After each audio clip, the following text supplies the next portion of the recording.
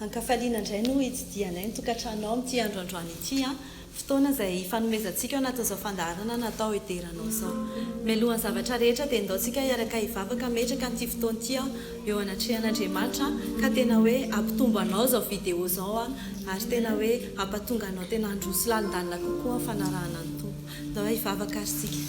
Andriamanitra rainay tsara indrindra mankasitraka anao zany manome voninahitra anao zany amin'izao andro izao fa nomenao fotoana indray izay ato anatin'ity vidéo ity. Saotra Tompo fa noho ny fahasoavanao dia afaka mifankahitana dia tsy afaka hoe mifandray ary izahay. Jesosy ao anatin'ity fotoana ity dia mino fa miaraka aminay tanteraka ianao. Ny fahasoavanao ane hirosaka ny anatin'ny olona tsirairay avy ihany ary tena hoe hanokatra ny masompanan'izy ireo ane ianao ka tena hampisokatra ny fony, hampisokatra n'izay rehetra tokony mivavahady-tsaina rehetra mba tena hoe handraisany avy aminao amin'ity androandroany ity. Ninona zavatra toriana eto, ninona zavatra hozaraina eto amin'ity androandroany ity Jesosy dia entina hanomezana voninahitra ny anaranao zany ka mino izahay fa hiaraka tanteraka aminay ianao anatin'izany. Isaoranay ianao ny zavatra rehetra fa nay masinao mino izahay fa miaraka aminay ane ianao anatin'izao vidéo izao. Saotra indrindra mankasitraka voninahitra ho anao. Halleluja. Amen. Hiaraka maka ny teny soratra masina avy hatrany isika. Izany dia hitantsika ao anatin'ny Apokalipsy. Apokalipsy toko 4:12 andininy 7 tapany B manao hoe amin'ny anaran'i Jesosy. Matahoran'Andriamanitra ka omeo voninahitra izy fa tonga ny andro fitsarany ary miankohofy eo anoloany izay nanao ny lanitra sy ny tany sy ny ranomasina ary ny loharano. Amen.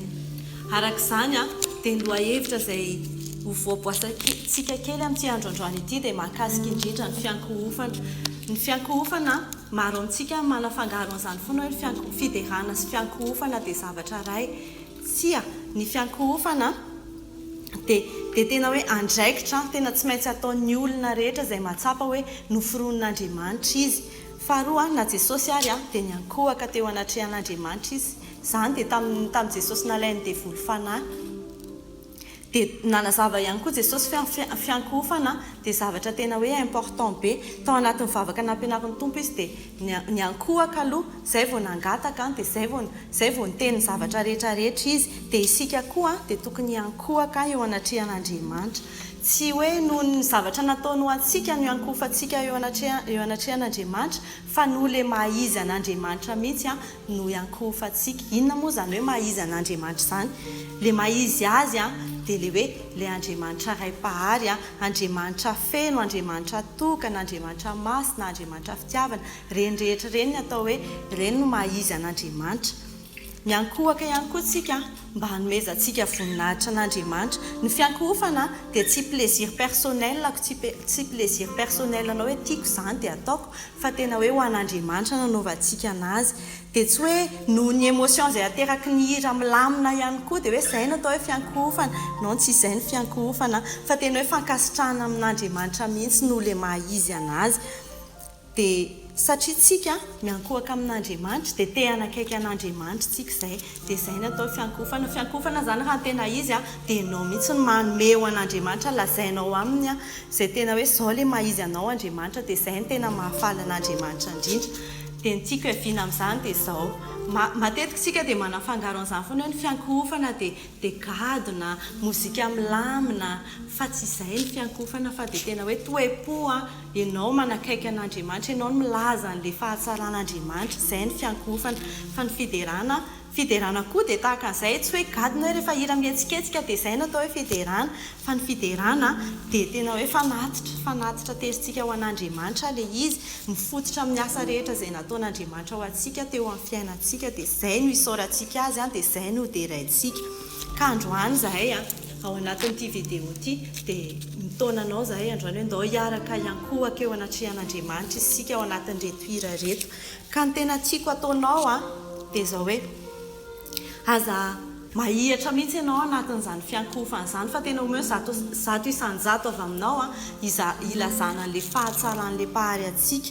Dia aza tazomina ihany koa ny fihetseponao, mety hoe misy olona hafa manodidina anao na tsy fantatro fa tena hoe ataovy mihitsy izay mahafaly an'Andriamanitra ao anatin'ireto hira natokana iankofantsika reto. Dia aseho ihany fa tena tianao izy, aseho ihany hoe tena tena hoe mahafoy ny zavatra rehetra ho azy ianao anatin'reto ira reto dia tsy andry ely itsika fa andao tonga dia ho atombontsika avy hatrany amin'ity hira anankiray ity hoe ny lanitra mitory voninahitra dia tena lazao amin'i Jesosy androany akipio mihitsy ny masonofinao aza mieritreritra n'izay olona rehetrarehetra manodidina anao androany fa aoka tena hoe hifantoka tsara amin'Andriamanitra ianao ny fonao tena ataovy miankohaka tsara eo anatrehany androany tsy hoe ny tenanao ihany no iankohaka raha azonao atao dia mandolia raha azonao atao dia manandrata tanana fa ny fonao any tena ataovy mihitsy hoe tena miantoraka aminao Andriamanitra amin'izao fotoana izao Jesosy ondreto izahay miankohaka aminao izahay ny lanitra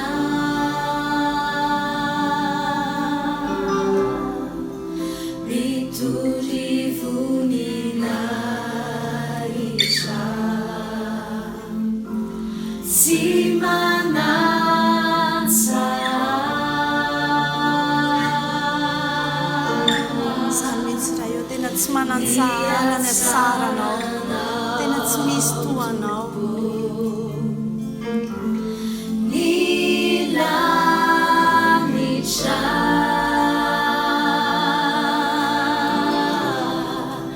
mitory voninahitra tsy manantsa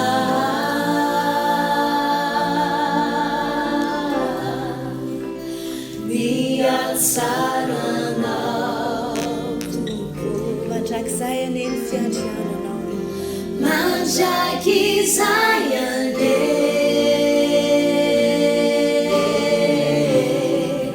ny fiandriananao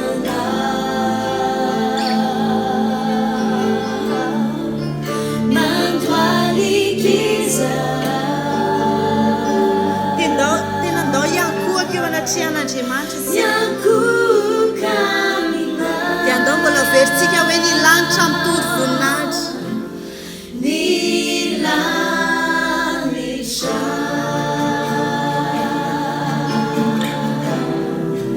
mitory voninahitra tsy manantsa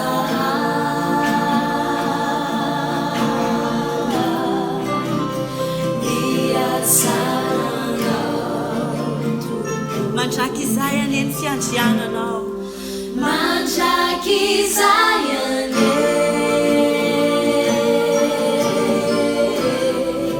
ny fiandriananao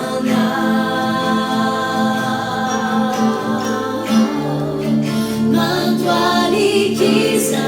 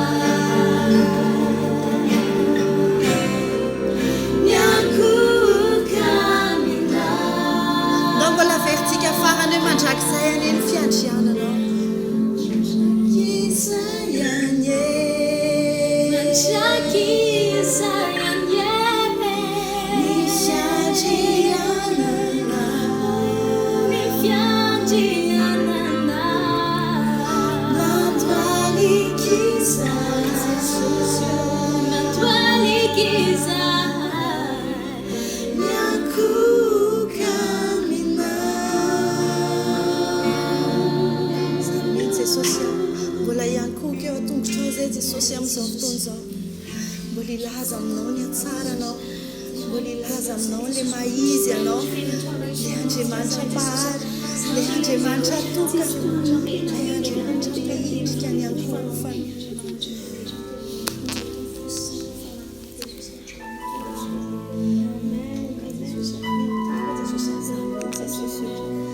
Tena tsisy toanao na iza Jesosy dia tena tsy misy tahaka anao. Tena ho ataonay fifaliana ho anay mihitsy izany hoe miankoho eo anatrehanao, mba tena faly anao koa izany.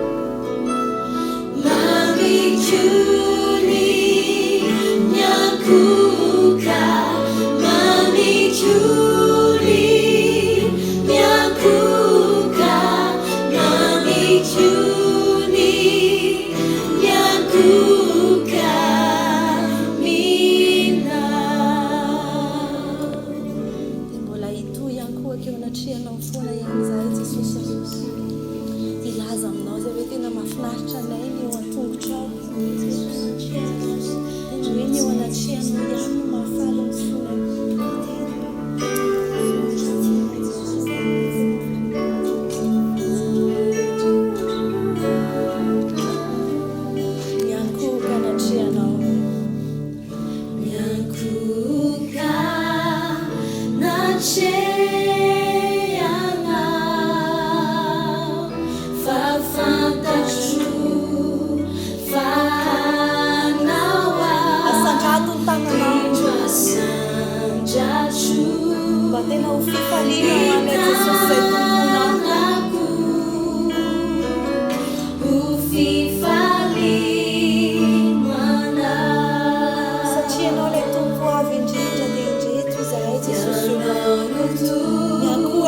anatrehanao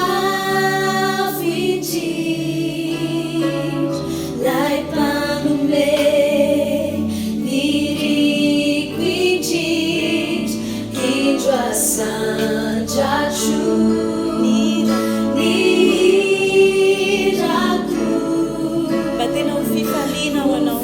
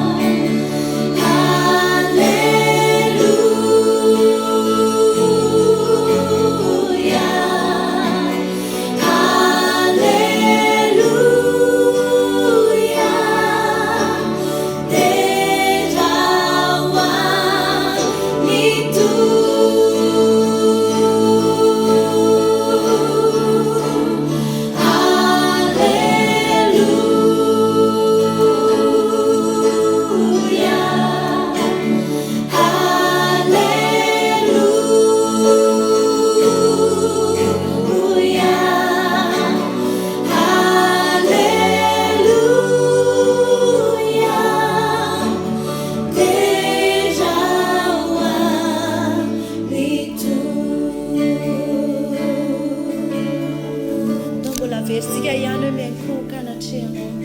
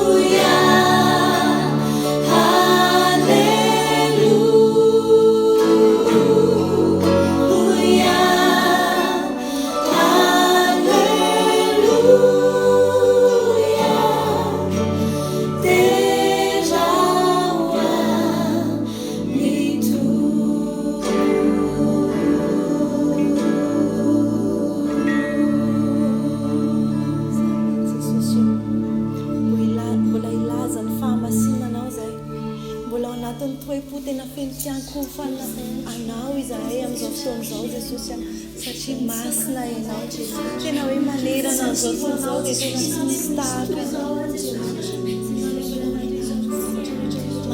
mandrakizay ijery any lay izy hatrizay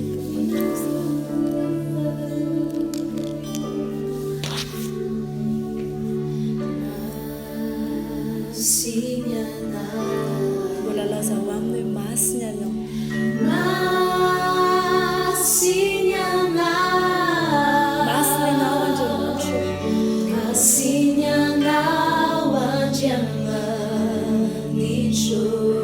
tena tsy misy mitoanao asandrato mafy ny feoanao dia lazao aminy hoe masina ianao